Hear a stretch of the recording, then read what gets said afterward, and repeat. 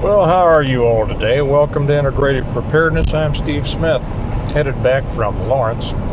Just picked up my daughter from rehearsal for a recital this afternoon, and I thought I'd take a few minutes to shoot this one. If you hear some noises coming over, I want to talk, maybe I should tell you that first. I want to talk about the spectrum of preparedness and why that's important, and where you are on it, and more importantly, where you want to be on it, where you think you can be on it, because there's probably nothing that makes a bigger difference in whether somebody is truly prepared or what they're prepared for than where they are on that spectrum and where they're headed, or if they've just stopped. If you hear some noises coming from the other side, my daughter's riding shotgun and she's watching TikTok. So if you hear some bebops, that's what it is. I ought to say something about TikTok as well. We get a lot of people saying, you need to stay off of TikTok, and TikTok this and TikTok that, and all these kids, all they do is TikTok, and that's why they don't know anything. And nothing could be further from the truth. And I'll tell you what, I think that a person who has that attitude has shown their own limitations. These young people, they learn a lot off of TikTok. And if you talk to any of my kids, you would find that they are among the most conservative, traditionally thinking people there are, and they are extra sharp, and they know more about the world than probably most generations before them, and where they get a lot of this information is TikTok. And not only that, but you know what? For instance, I'm turning this into just for a minute into kind of a social lesson here for those who think that, well, they're mind numbed and they should be doing something productive. As I said in my previous one, my daughter, who's off camera here, she has been practicing hard for these recitals she has this weekend. She had a big recital yesterday, has another one this evening. She plays soccer, she plays volleyball, she dances, she ran track, in which she threw the shot put, the discus, and ran 200 and 400 meters. What else do you do, sweetie, that I'm forgetting? Anything? Oh, she's starting cheerleading. And we just almost had an idiot run us off the road up there, and now he's swerving all over the place. Maybe he's watching TikTok. I don't know. Maybe he's watching one of my videos. I hope not. So anyway, that's my spiel on TikTok. I'd suggest all those people who are all over the young people about there watching their social media, they learn a lot. But anyway, let's get back to this. The spectrum, the preparedness spectrum, goes from the very basic to the very complex, and I would just say from the low to the high. The low is the person maybe at entry level who has just kind of awakened to the need for preparedness. And as I always say, for those of you who are just starting, good for you. Preparedness is the ultimate responsibility. It is the ultimate irresponsibility. And if a person who is not involved in preparedness is simply an irresponsible person, because if you're the one who's responsible for the welfare of a family and you are not interested in preparedness, you are leaving your primary responsibility up to the winds of the world. It's our responsibility to make sure that our families, our kids, our spouses are safe and secure no matter what happens, and that's what we do. So good for you if you're just now getting on the preparedness wagon. Just keep at it. If you are at the lower level and are stuck there, get busy. It takes more than some rice and some beans and a bug out bag to be ready for whatever could happen in this world. If you want to see the upper part of the spectrum of preparedness, in my opinion, if you've read my books, you know what that is. If you haven't read my books, I'm the author of the Stonemont series. You can find it on Amazon. You can find it on our website, stonemont.us. But it's 6 novels in serial form. It's a great story. But besides that, I include all of the lessons that a person needs. I say it's the ultimate plan for preparing for, surviving, and rebuilding after a complete collapse of everything. And so I would Did I say the links are down below? Look down in the information box down below or a pinned comment. You'll see the links where you can get my books if you'd like, through Amazon or through our website, stonemont.us. That is the ultimate, that is the top level, unless you want to talk about people who are preparing their multi-billion-dollar bunkers, I don't know, but that's beyond most people, right?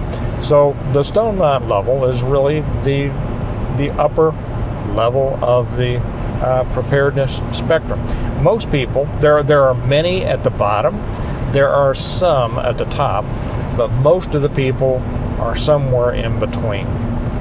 Now, what limits people in where they are and where they strive to be, and that's a lot of it. A lot of people just, they'll do the basics, but they don't have it in them to continue. And preparedness, like anything else in life, like building success in anything, it takes daily attention, and it takes daily energy, and it takes the daily commitment to do better, to get better, to become more prepared, just like we do in our regular lives. Every day we work to increase the quality of our life now. My daughter wants a new bicycle. Okay, if I hadn't prepared to be able to buy her a new bicycle, I wouldn't be able to do it, right? Well, actually, that's a part of preparedness, because every family should have a good bicycle for every person in the family, and you should be able to do it. I don't care if you're 70, 75, 80 years old. If you haven't been on a bicycle for a while, you might want to get on it. But most people are limited where they are on the spectrum and where they're going on the spectrum by their own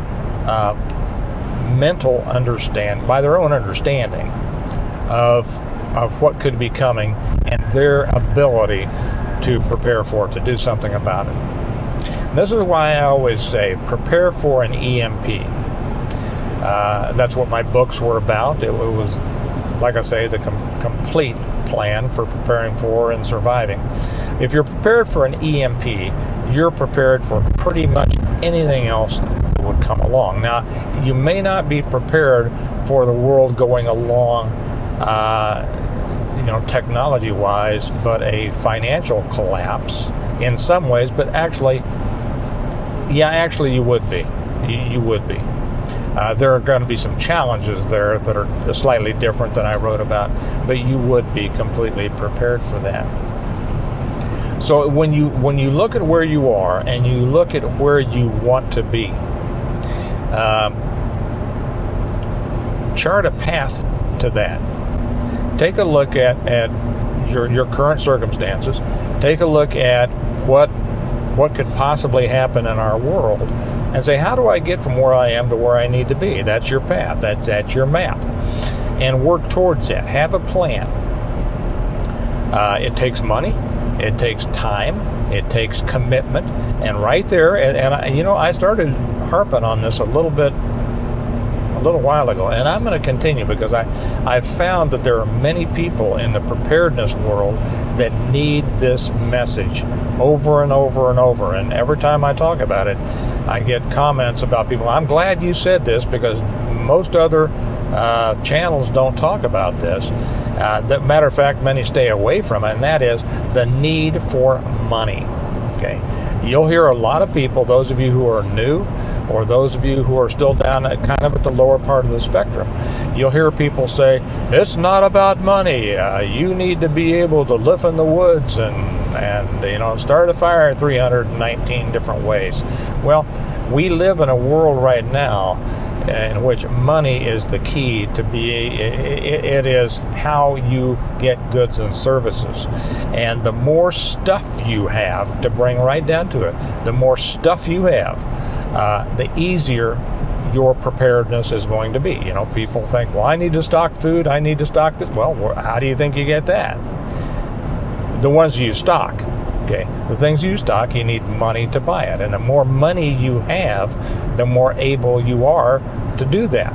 So don't disparage money. And if you hear somebody talking about, money is the root of all evil, first off, they've misquoted the Bible, and they've probably just passed it on from somebody else who said it. No, it's not. Let me clarify that. Since it's Sunday, I'll slide into a bit of my sermon here. Money is not the root of all evil. Nor did the Bible ever say you shouldn't have money. David and Solomon were amongst the richest people in history, right? Jesus himself was supported by people who had money. So throw that out the window. Don't listen to these people. The correct verse is the love of money is the root of all kinds of evil. Not all evil. There are many evils that money is not the root of. But understand these things. The love of money is the root of all kinds of evil. That means when you put money above all things, you're headed in the wrong direction. But if you despise money, you're not going to be able to access those many things that money allows you to get. And those things are important when it comes to preparedness. So rather than concentrate, and if you're new to my channel, you'll realize I don't talk a lot about how to build a bug out shelter, how to put together a bug out bag.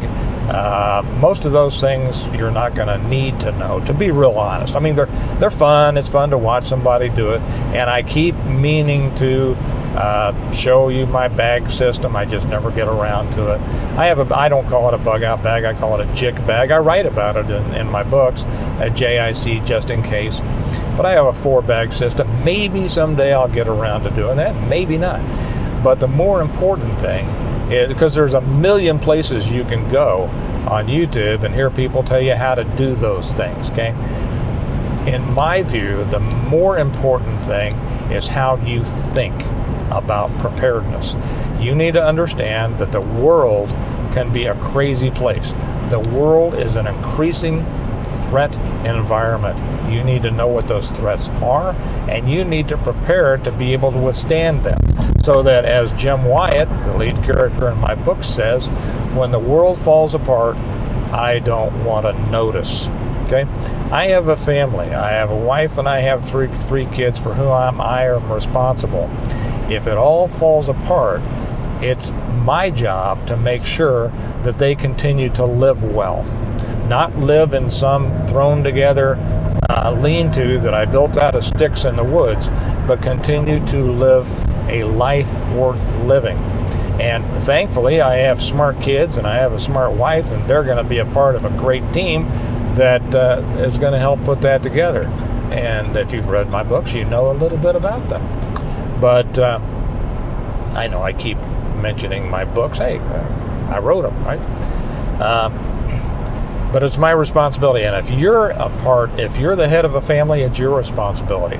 If you're not the head of a family, if you are the spouse of the head, and sometimes, many times, I would say probably anywhere from a fourth to a third of the families out there, it is the woman, the wife, who has taken on the responsibility of seeing to the preparedness for the family. Good for you ladies. That is so good. And I really stress, I'll say in my books again, I stress the importance of women in this endeavor. It's everybody's business to be prepared. If you bought, if you, and everybody is to an extent a prepper, as much as I hate that term. If you fill up your gas tank instead of just putting in how much you'll need for today, you're in a sense a prepper. If you buy a large thing of toilet paper instead of what you'll need this week, you are a sense a prepper. Okay, it's a matter of buying more than you're going to need immediately. And people just need to realize that because of the way the world is, the more that you can stockpile, the more that you can put up against, something crazy that may happen, the better off you and your family are going to be. So as I say, I'll say it again, a person who prepares is a responsible person. A person who does not prepare is an irresponsible person.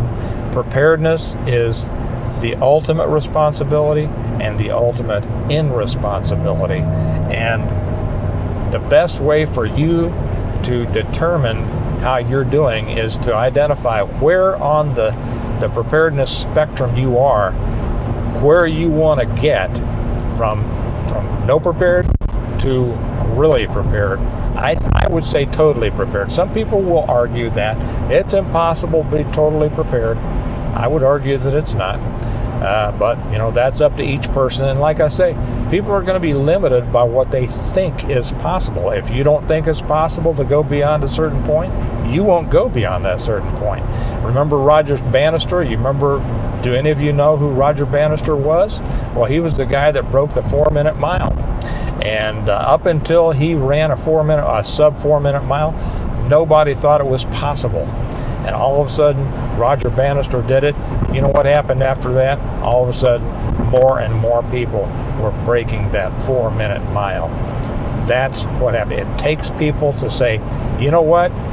Other people say it can't be done, but I'm going to do my best and I'm going to do it. So your preparedness is in your hand. The safety and security of your family is in your hand. And it's up to you to do the best you can do so that no matter what happens, they're going to be fine. Okay? Find out where you are on that preparedness spectrum.